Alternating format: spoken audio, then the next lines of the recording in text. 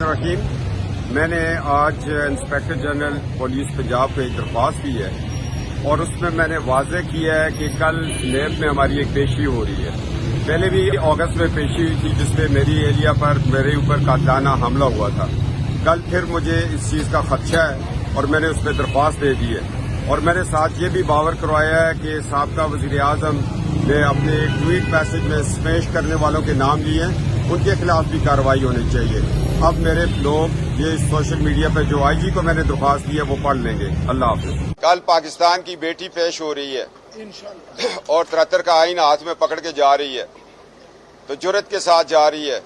मैं तो कहता हूँ लोगों के बेटे इतने बहादुर नहीं होते जितनी नवाज शरीफ की बेटी बहादुर है। मैं पीपल्स पार्टी का बहुत एहतराम करता हूँ और ख़ासकर चेयरमैन बिलावल भुट्टो को मैं इंतहाई एहतराम की नज़र से देखता हूँ, इसलिए कि उनके नाना शहीद जुल्फ़िकार अली भुट्टो हैं, उनकी अम्मी जान शहीद जमहूरियत बेनज़ीर भुट्टो हैं। मैं बहुत एहतराम करता हूँ और मैं एहतराम करता रहूँगा। अभी तो मैं उनके घर 4 दिन गड़ी खुदा बख्श रह के आया हूँ। घर का माहौल था, उनके घर ठहरे, एक टेबल पे खाना खाया, वो मेरे लिए बहुत मुकद्दम है। मेरे से कभी कोई भी पीपल्स पार्टी, कोई भी सियासी जमात हो, किसी भी सियासी जमात का सरबराह हो, आपने देखा होगा मैंने इमरान खान को भी कभी अपनी प्रेस टॉक में मैं नहीं लेके आया हूँ।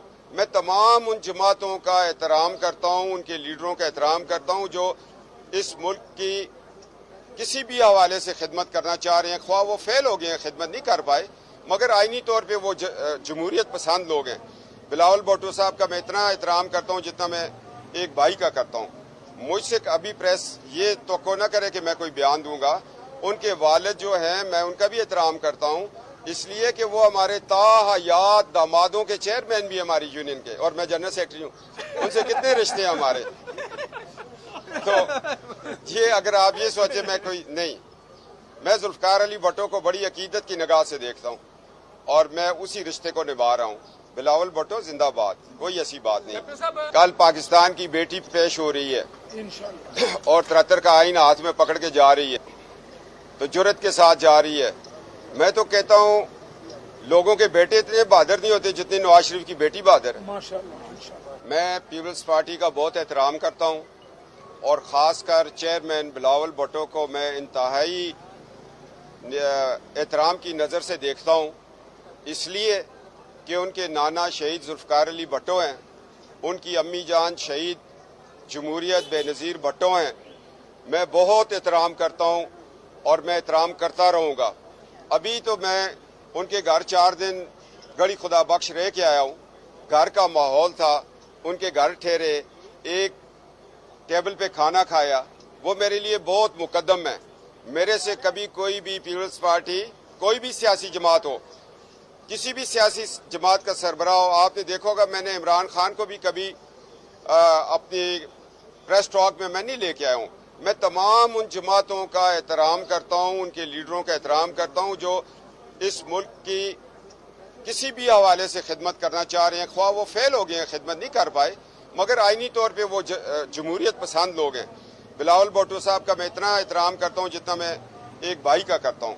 मुझसे अभी प्रेस ये तो न करे कि मैं कोई बयान दूंगा। उनके वालिद जो हैं मैं उनका भी एहतराम करता हूँ, इसलिए कि वो हमारे ताहयात दामादों के चेयरमैन भी हमारी यूनियन के, और मैं जनरल सेक्रेटरी हूँ। उनसे कितने रिश्ते हैं हमारे।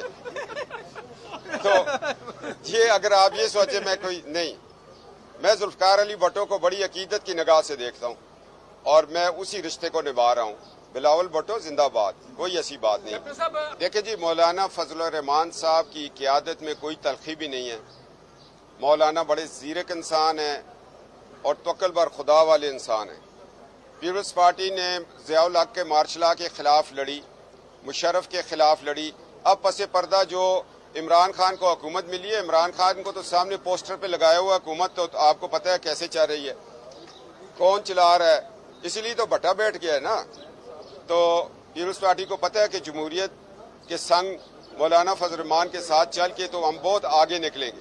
फिर इलेक्शन होगा, पार्टियां अपने नजरियात पे मंशूर पे इलेक्शन लड़ेंगी, 22 करोड़ का फैसला जो भी होगा वो मंजूर करेंगे।